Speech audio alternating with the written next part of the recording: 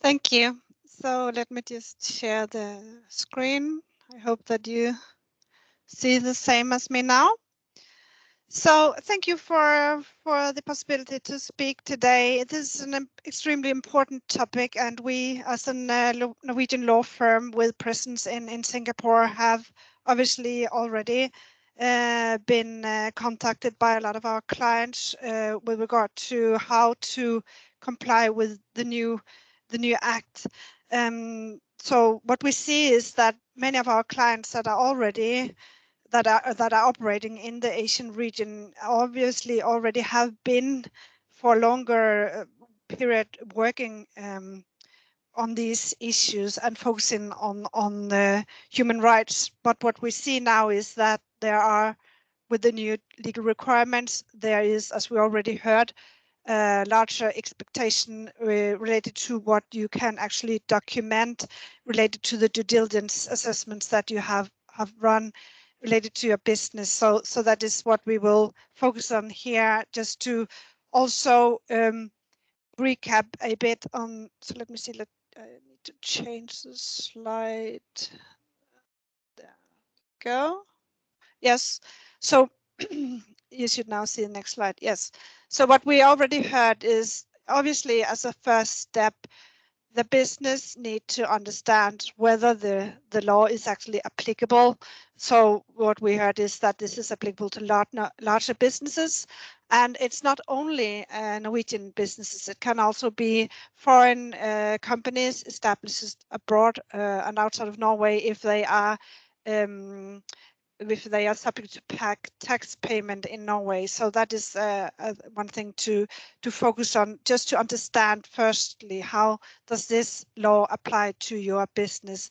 And next, obviously, as we already heard, and which has been mentioned already, is that the focus now with this law is on the decent working conditions and the human rights. So it's not as broad as the OECD guidelines.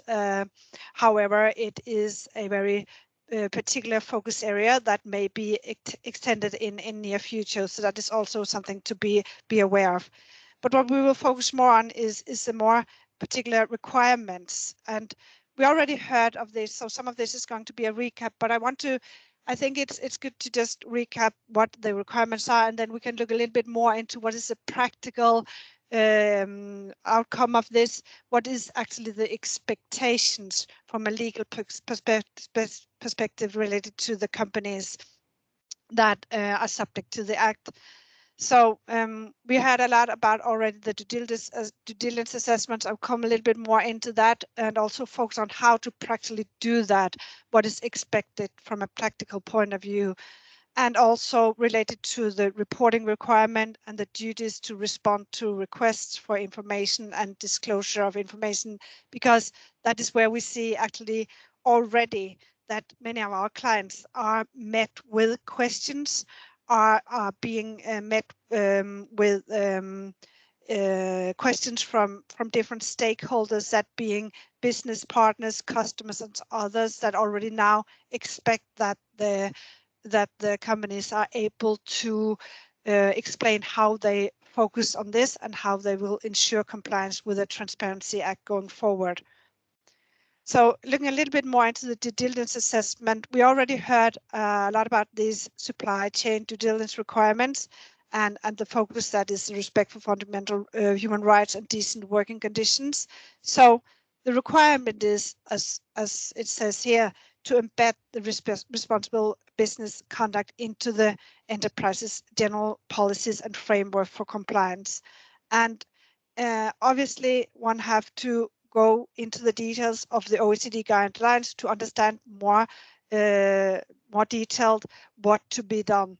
But broadly, you can say that those 6 steps requires that the company, as already mentioned, embed the responsible business conduct into policies and management system, internal control systems, and other relevant internal measures that are implemented to ensure sustainable business and compliance in the company. And then you need to identify and assess the actual and the potential adverse impact related to supply chain. And as we already heard, it's the whole supply chain. There's no back end there.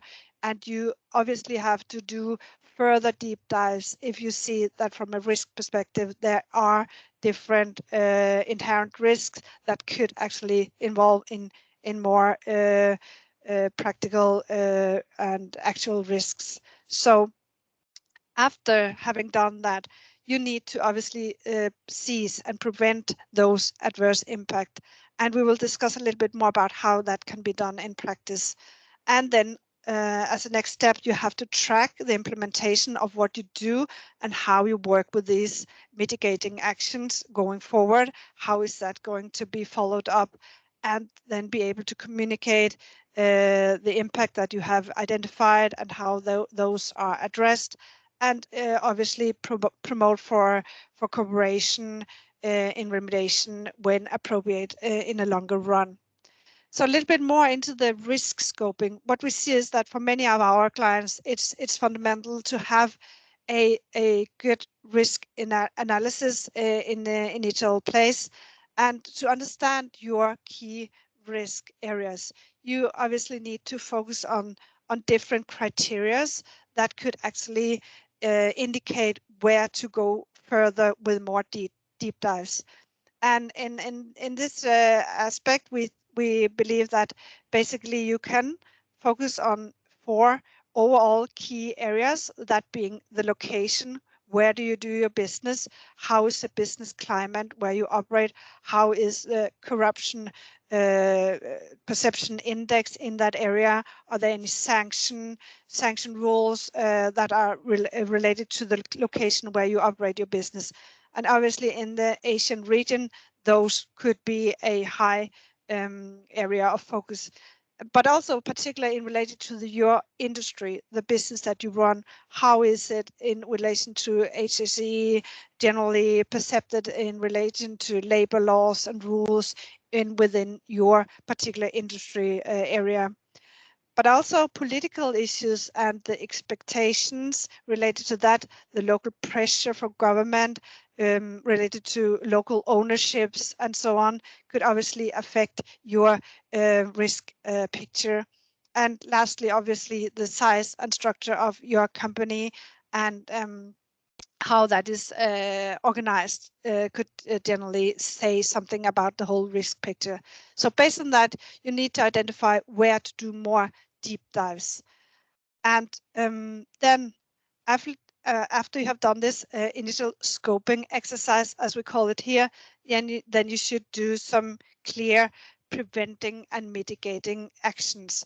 That could be, for instance, to embed ethic requirements into your own policies, into your supply chain code of conduct, ethical requirements for your supply chains, to introduce more particular and specific requirements and expectations into your commercial contracts with suppliers, and also to see if there is a possibility to establish commercial incentives in the contract to ensure that you on a longer run have a more responsible business focus with your supply chain.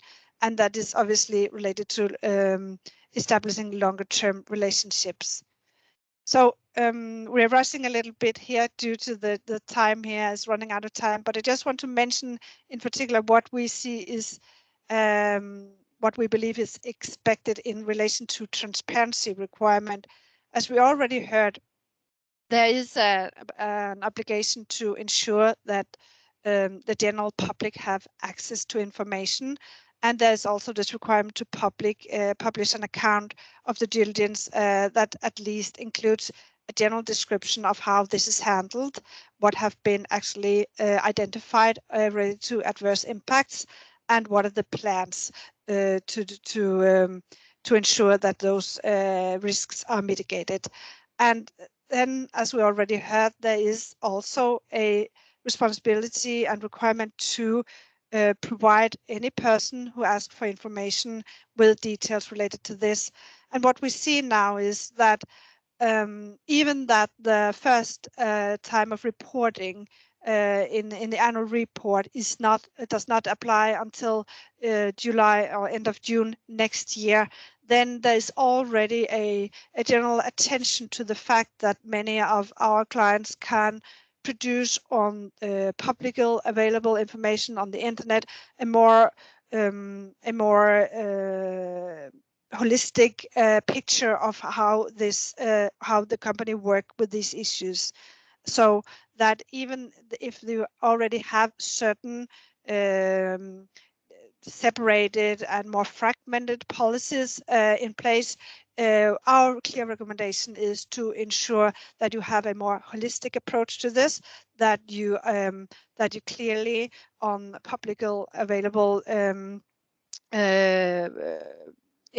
platforms, for instance, on the web page and so on, provide in detailed information of how this is addressed by the company.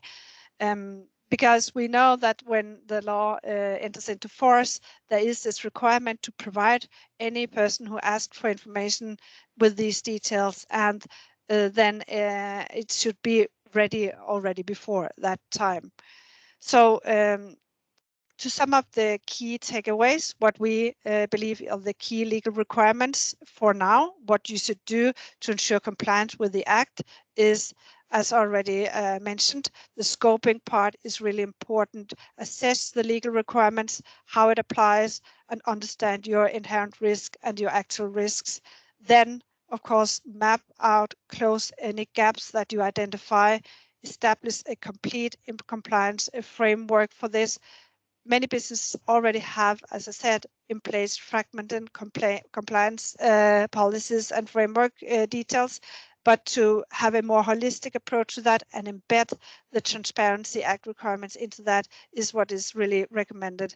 And then obviously to prepare the information and the documentation so you have that ready when it is requested by anyone who have the rights under the Act to ask for these details. So that was all from me.